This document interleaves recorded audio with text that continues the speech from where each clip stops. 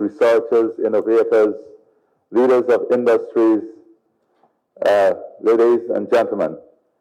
First of all, allow me to express my gratitude to the Berkely Innovation Forum for having me here this morning to share some insights and thoughts into a very intricate subject matter.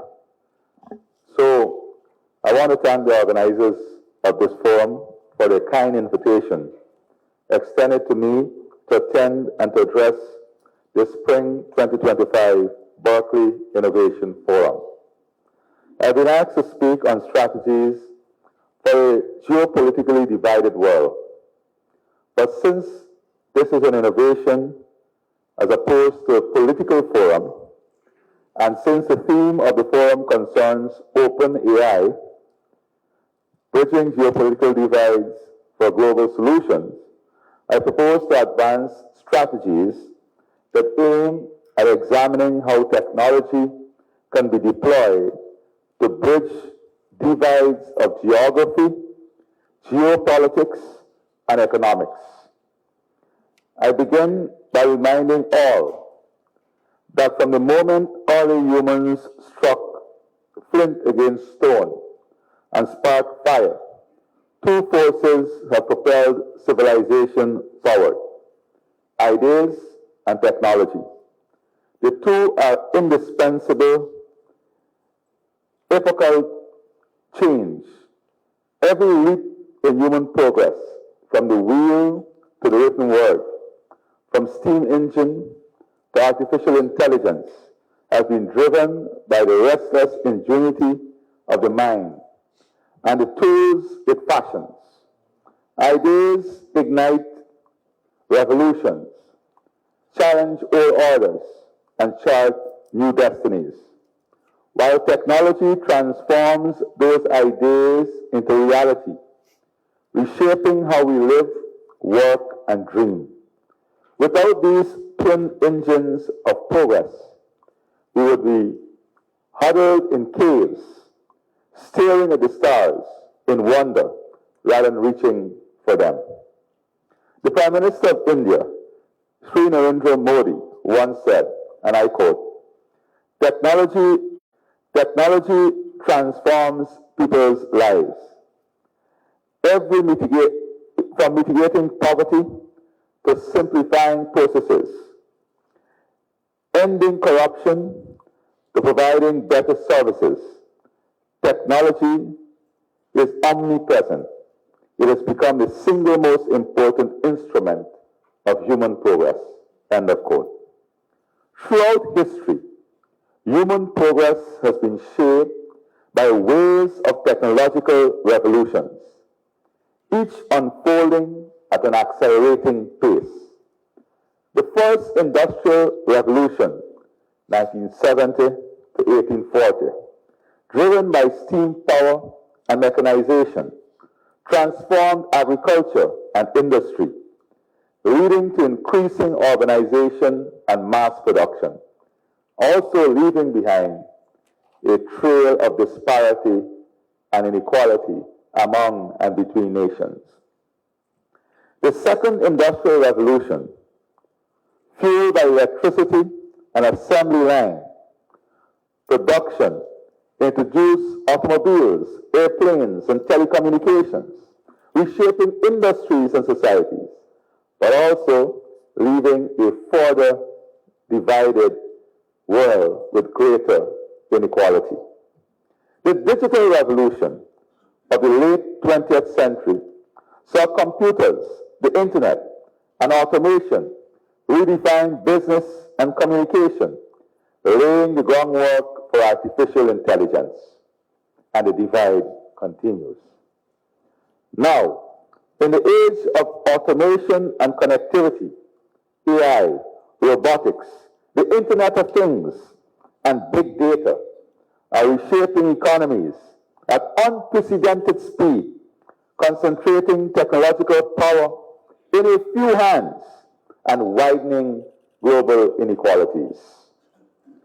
Each technological leap has been accompanied By ideological shifts, the Industrial Revolution coincided with capitalism's rise and in turn sparked socialist critiques of inequality and exploitation of workers.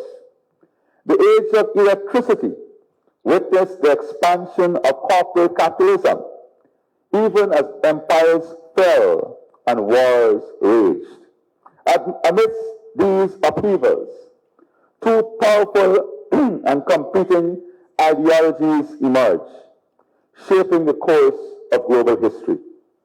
The digital revolution accelerated globalization under neoliberalism, expanding markets, but also deepening inequality. Today, as AI and automation redefine industries, there is growing backlash against globalization, rising populism, and increasing disparities between the developed and developing world. In the late 20th century, globalization was expected to narrow economic and technological gaps between developed and developing nations.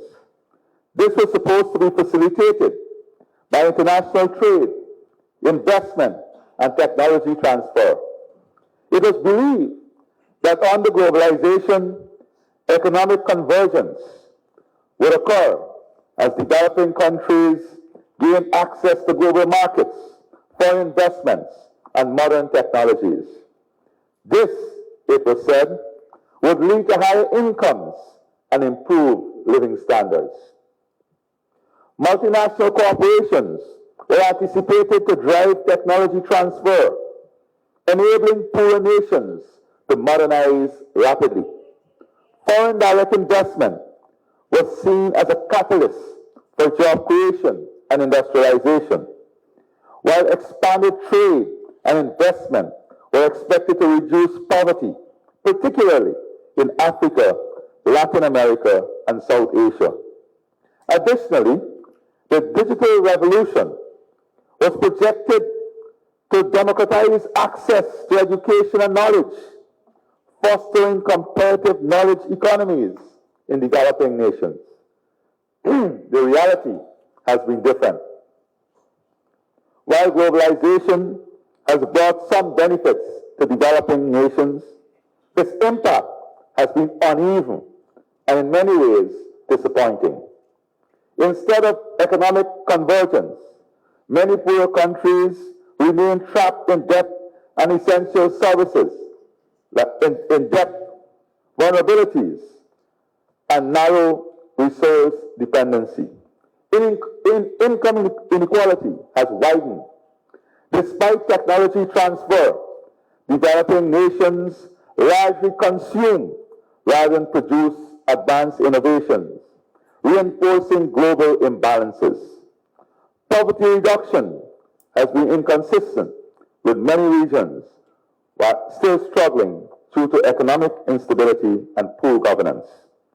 The digital divide persists as inadequate infrastructure keeps many developing countries reliant on imported technologies, limiting their ability to compete in high-tech and knowledge-based economies. Let me give you some numbers to indicate the uneven and unequal impact of globalization. According to Oxfam, 60% of the world has grown poorer. More than two-thirds of global wealth is held in the developed world. Developing countries are facing a deepening debt crisis, with many nations now spending more on debt interest than on essential services like education and health care. According to UNCTAD, 3.3 billion people live in countries where debt burdens take priority over social investments, exacerbating poverty and inequality. By the end of 2023, total debt in developing economies has surged to 206% of GDP, nearly double the 2010 level. The digital divide is widening between developed and developing countries. For example, in high-income countries, 93% of the population have access to the internet. In low-income countries, it is a mere 27%. And in the least developed countries, it is less than 35%.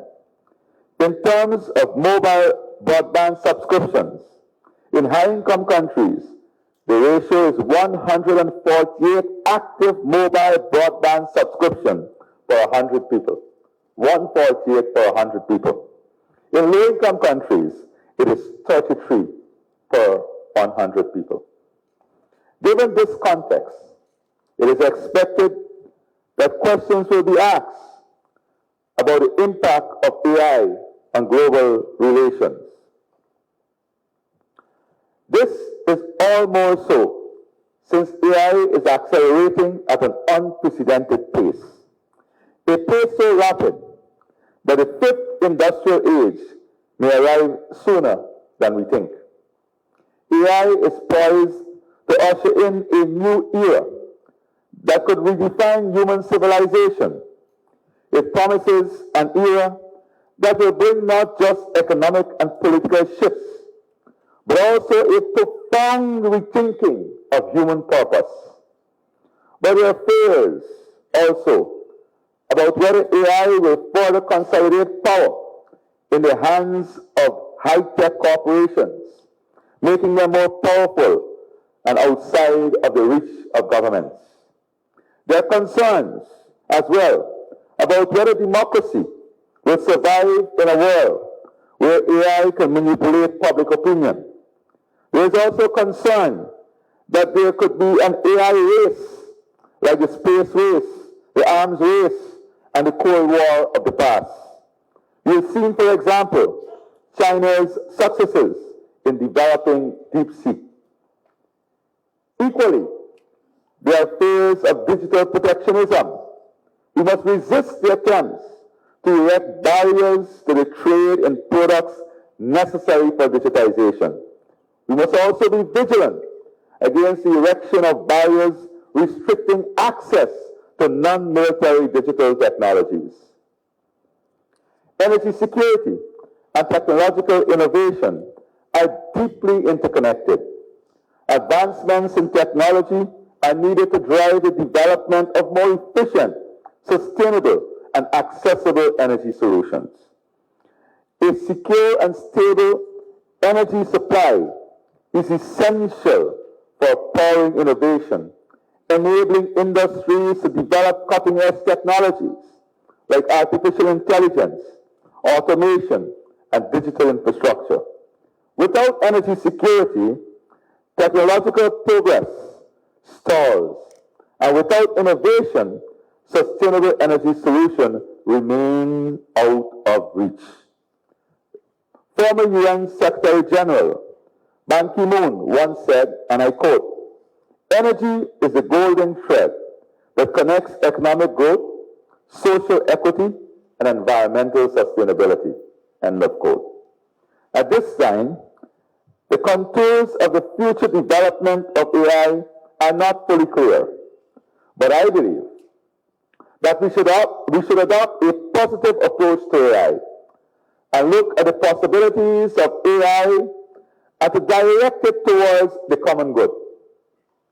This brings me to the issue of strategies for a politically, and I dare say, economically and technologically driven and divided world. I believe that artificial intelligence holds immense potential to reshape society and global relations. I therefore wish to advocate for AI to be developed as a global commons and aimed at serving the common good.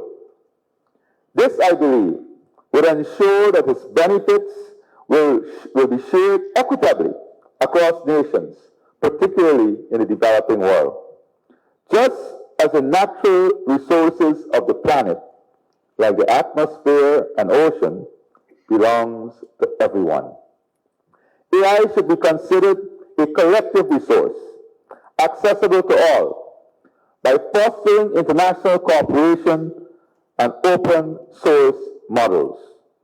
AI could enable nations regardless of their economic standing, to leverage this transformative technology for critical sectors such as healthcare, education, and climate mitigation.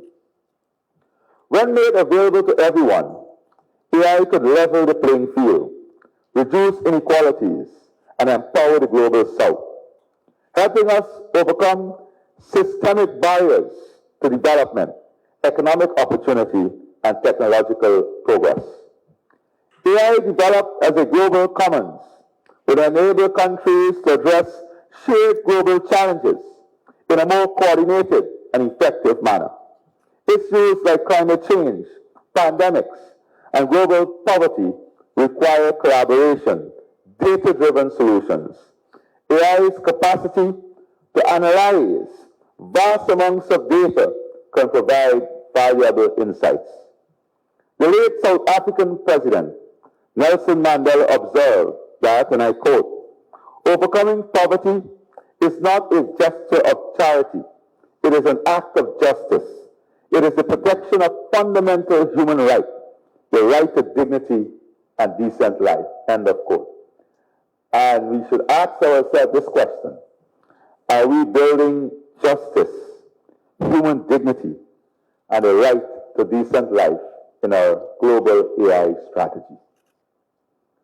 It is a fundamental question. So far, I have addressed some very important issues. Geopolitical issues, climate change, trade, energy security, and food security, and demonstrated how innovation and AI can be that opportunity, but only if the value system in which we develop and deploy AI is rooted in what Nelson Mandela said: respecting human rights, promoting justice and just development, and aiming towards the dignity of human existence and decent life. We have to reimagine and deploy AI as part of the arsenal which can be developed to combat some of the world's foremost problems, including poverty, food security, and climate change. UN Secretary General Antonio Guterres reminded us not so long ago that, and I quote, "There is enough food in our world now for everyone if we act together." AI ethically deployed for the common good can help us address global food security. It can help us find solutions to optimize agricultural production, reduce food spoilage and waste, and improve supply chain efficiency. Through predictive analytics, AI can forecast weather patterns, detect crop diseases early, and recommend precise irrigation and fertilization strategies. This will assist in boosting yields while conserving resources. By integrating AI into food systems, we can create a more resilient, productive, and sustainable global food supply chain. AI, when deployed for the common good, can be a powerful tool in the fight against climate change. By enhancing climate modeling, optimizing energy use, and promoting sustainable practices, AI-driven analytics can predict extreme weather events, monitor deforestation, and optimize energy grids for greater efficiency. It can be that important monitoring and evaluation tool. It can be that tool that identifies for us risk in a predictive manner. But importantly, it is that tool that can hold us to accountability. Smart agriculture, powered by AI, can reduce water and fertilizer waste, while AI-driven circular economy models can minimize industrial emissions. Let us recall the charge of former French president, who said, "We have a single mission to protect and hand on the planet to the next generation." How do we deploy this AI force and tool to hand on a better planet, to pass on a better planet to the next generation? A collective approach to AI development will ensure that the technology is governed by ethical standards that respect human rights, privacy, and fairness, mitigating risk of exploitation, bias, and inequality.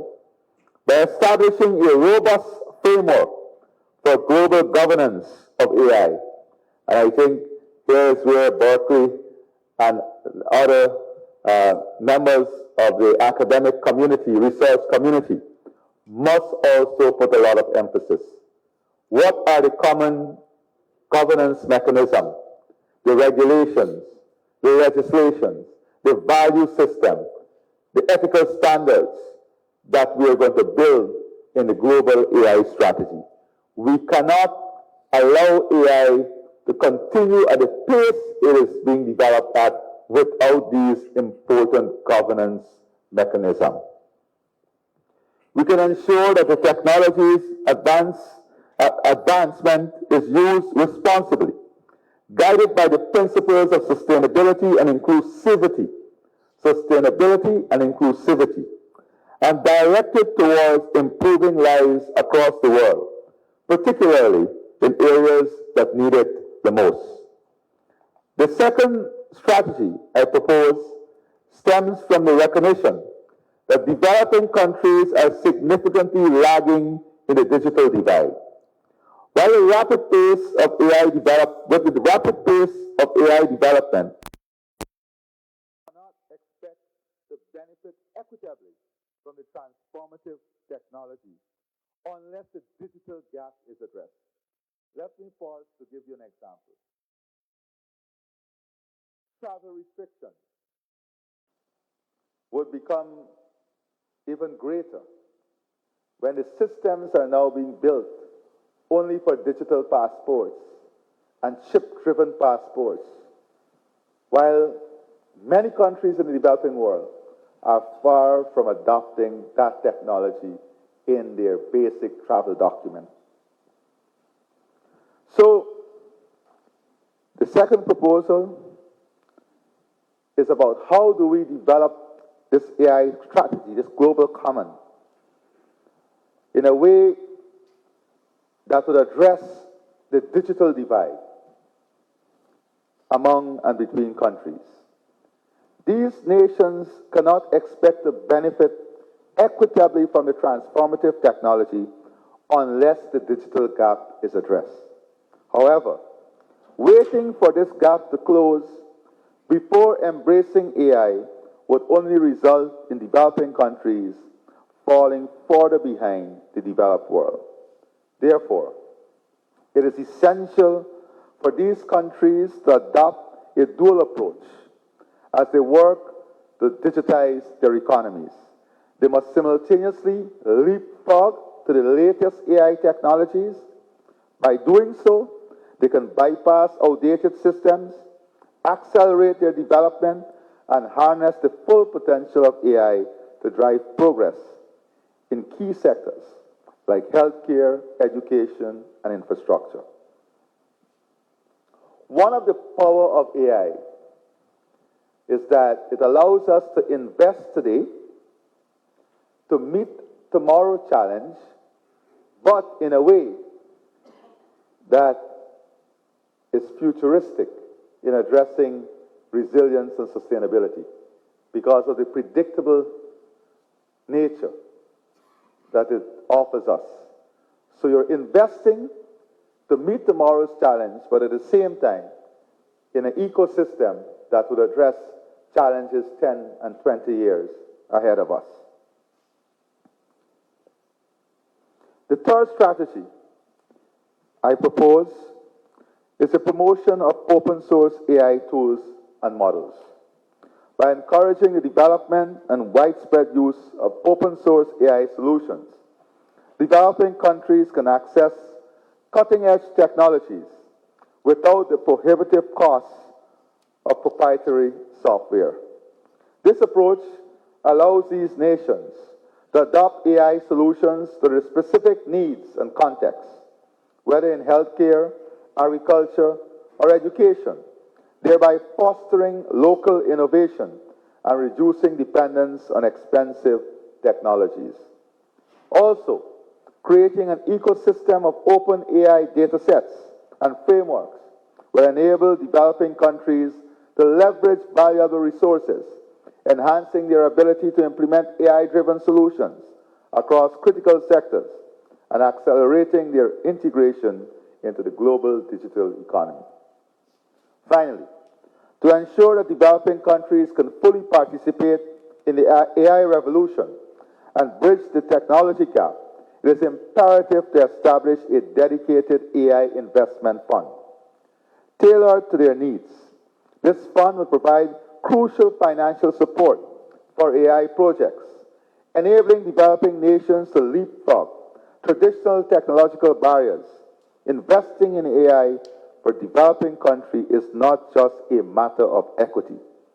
It is a strategic imperative to create more balanced and technologically empowered global economy. My friends, for technology to truly bridge global divides, it needs a guiding idea. Without a guiding idea, technology alone cannot effect positive change. While innovation can drive progress, it lacks inherent direction or purpose. Left unchecked, technological advancement can reinforce existing inequalities, benefit only a privileged few, or become tools of exploitation rather than empowerment. Without a clear framework to ensure that technology serves humanity, technological progress becomes fragmented and the potential for meaningful change is lost. A guiding idea provides the necessary vision to steer technological development towards solutions that uplift societies, bridge divides, and create a more equitable world. The guiding idea that is needed for AI is one that gives priority to equity and inclusion over profit and power. The central idea that should propel the development of AI must be one that ensures it is developed and deployed as a force for the common good. AI must serve rather than replace humans. It must empower rather than exploit and uplift rather than marginalize. Only through such reimagined vision, where AI is directed towards the common good, can we ensure the next era of globalization is one of convergence, not division. In a world fractured by geopolitics, wealth disparities, and technological divides, AI holds the power to stitch together what has long been torn apart. AI technology can become a great equalizer if deployed properly. AI can turn the promise of globalization into a reality for all, not just a privileged few. A future need not to be a tale of the technologically rich and the digitally poor. It must be one in which innovation lifts every nation, every community, every individual. AI is not just a tool, it is an opportunity. Let us seize it, shape it, and share it. Because a future driven by AI should be one where no one is left behind. Let me also end by posing a few questions. Innovation to what end? A more divided world? Greater inequality? Or as an equalizing force? India has shown us they have bridged this gap by research and investment in technology and innovation.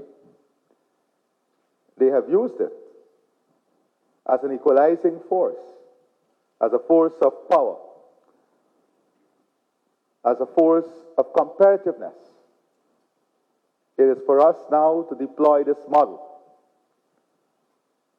at different scale and size to ensure that innovation is done in a way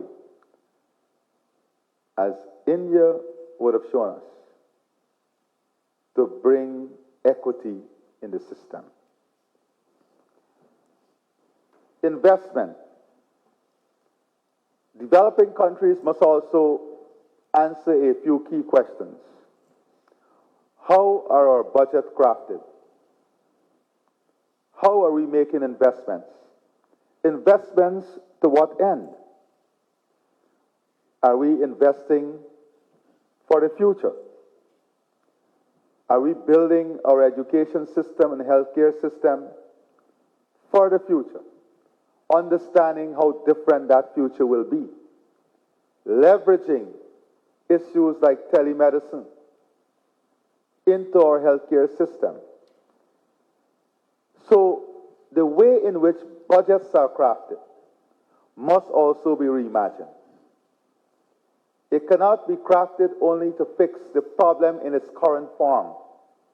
It has to be crafted in defining a solution that addresses the problem in its current form, but lay out an investment portfolio that would address the challenges of the future. Such investment must bring future challenges to the forefront. Solving today's problem. This is the question. Are the investment only directed to solving today's problem, or are they also directed to solving today's problem and advancing tomorrow's opportunities? This is the question that policymakers must answer.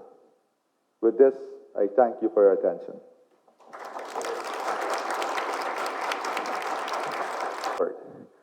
You have heard President Ali's remarks this morning, and I think if we listen to these words, we realize that the focus of his efforts in the country of Guyana are on global environmental efforts, not only in his country, but globally, particularly through his initiatives in the carbon trading market under the Paris Agreement, which established Guyana as a pivotal player in the nascent carbon market.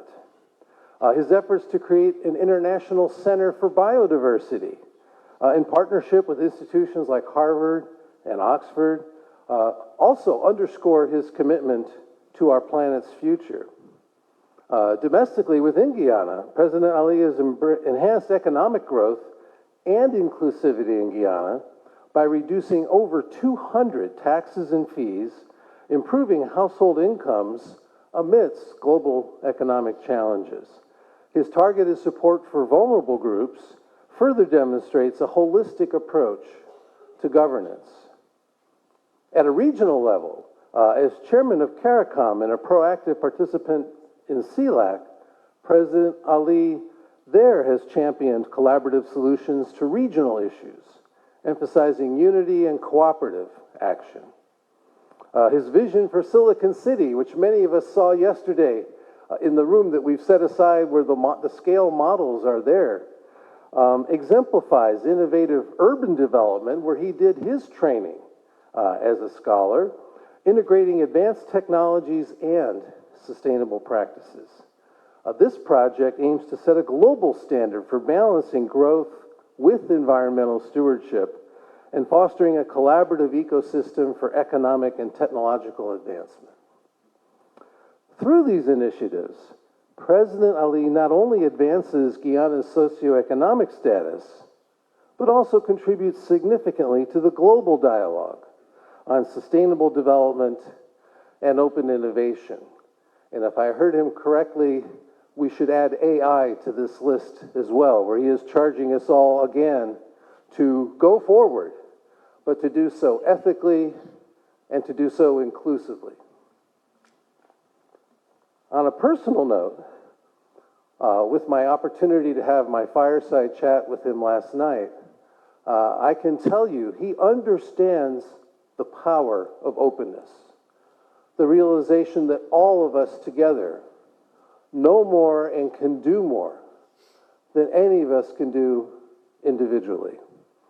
He's also skilled in selecting and nurturing partnerships and creating collaborative opportunities for win-win activities where everyone is benefiting. We're having him here at a time of great opportunity inside Guyana, and I think he is ready to meet this moment as president.